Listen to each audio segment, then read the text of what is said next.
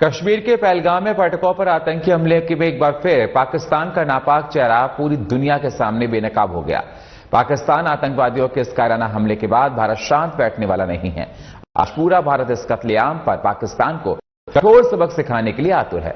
भारत में इसको लेकर हलचल तेज हो गई। दिल्ली में एक के बाद एक हाई लेवल मीटिंग से पाकिस्तान को अब तक स्पष्ट हो गया कि आने वाले कुछ घंटे में उसके खिलाफ कोई बड़ा एक्शन लेने की तैयारी है। इसी को लेकर देखिए हमारी ये स्पेशल रिपोर्ट।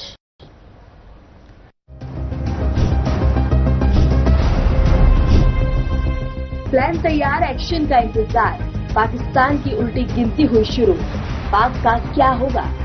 एक्शन में PM Modi. Bharat back to back meeting से सीमा में बढ़ा खौफ। पीएम मोदी की ओर से सेनाओं को मिली खुली छूट। पहलगाम आतंकी हमले के गुनाहगारों की उल्टी गिनती शुरू हो गई है। भारत की राय साफ है, आतंक और आतंकी दोनों को जड़ों से सफाया किया जाएगा। मोदी सरकार ने सेना को छूट दे दी है और अब फैसलों पर फाइनल मोहर का वक्त आ गया है।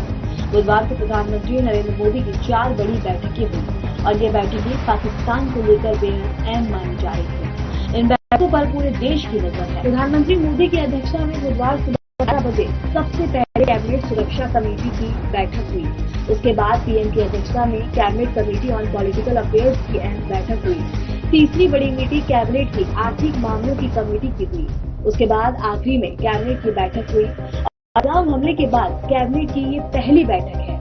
इसी बैठक में उन प्रस्तावों और फैसलों पर मोहर लगी जिन पर लंबे समय से मंथन चल रहा था। इससे पहले मंगलवार देर शाम प्रधानमंत्री नरेंद्र मोदी ने एनएसए, अजीत डोभाल और इसके साथ ही अमित चौहान और तीनों सेना के साथ 1.5 घंटे तक हाई लेवल मीटिंग की थी। सूत्रों के मुताबिक प्रधानमंत्री मोदी ने आतंकवाद के खिलाफ निर्णायक लड़ाई के लिए तीनों सेना को खुली छूट दे दी है।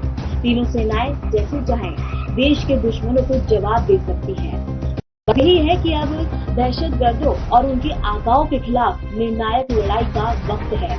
लेकिन भारत क्या करेगा, इसके संकेत पहले ही प्रधानमंत्री नरेंद्र मोदी दे चुके हैं। सोमवार को प्रधानमंत्री मोदी ने रक्षा मंत्री राजनाथ सिंह के साथ लंबी चर्चा की थी। राजनाथ ने सेना प्रमुख से पहलगाम को लेकर अपडेट लिया था और पीएम मोदी को जानकारी देने पहुंचे थे। पीएम मोदी ने 23 अप्रैल को सीसीएस की बैठक में पहलगाम पर सारी जानकारी लेकर जरूरी दिशा निर्देश दिए थे।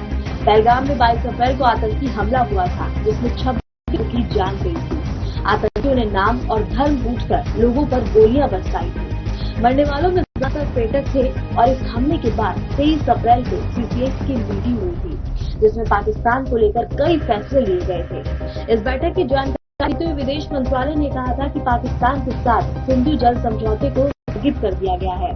पाकिस्तानी नागरिकों के वीजा को रद्द कर दिया गया और साथ ही समुद्रों को भी कटौती कर दी गई है। पहलगाम हमले के बाद भारतीय सेना को हाई अलर्ट पर रखा गया है।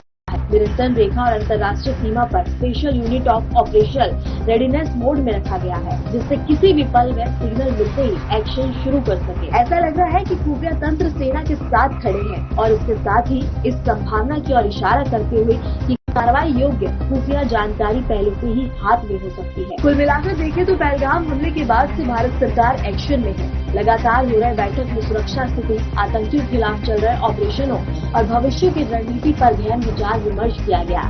इससे पाकिस्तान के अंदर बॉर्डर पर खौफ देखा गया।